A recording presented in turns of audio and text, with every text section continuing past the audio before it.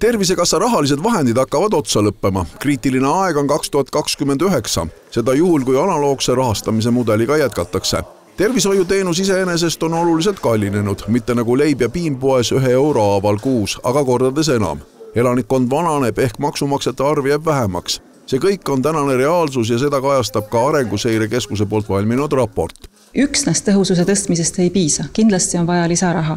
Nüüd, kui peaks juhtuma, et riik seda lisaraha ei leia, et see käib eelarveliselt üle jõu, siis teine võimalus on tõepoolest inimeste oma panust laiendada ja erakindlustusel võimaldada siis inimestele pakkuda kaitset kõrgete tervishoiukulude vastu. Ka hetkel on võimalik erarahastust tervisekindlustusvaates kasutada. Alates 2018. aastast on selle tarvis kehtestatud riigi poolt maksuvaba soodustust kuni 400 euro ulatuses.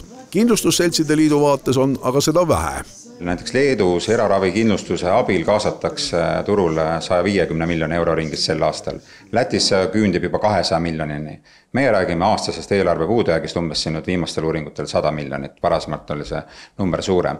Nii et ma arvan, et kui ühiselt nagu mõelda, et kuidas seda süsteemi nagu rohkem kaasata kapital ja eraravikindlustust. Et me saame seetõttu, mida rohkem on eraravikindlustusega inimesi, seda rohkem jääb vabaks need riiklikult tasustatud aegasi neile, kelle see võimalus puudub. Samas toob raport välja, et selline võimalus loob ebavõrdsust. Suudavad ja saavad maksta ainult need, kellel sissetulek kõrgem.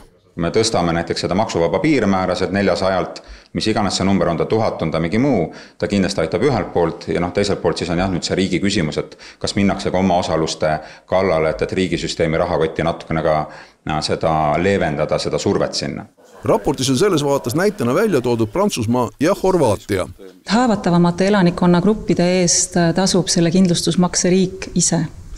On need siis madalamapalgalised või mingil muul põhjusel riskigrupid, kindlasti lapsed ja pensionärid.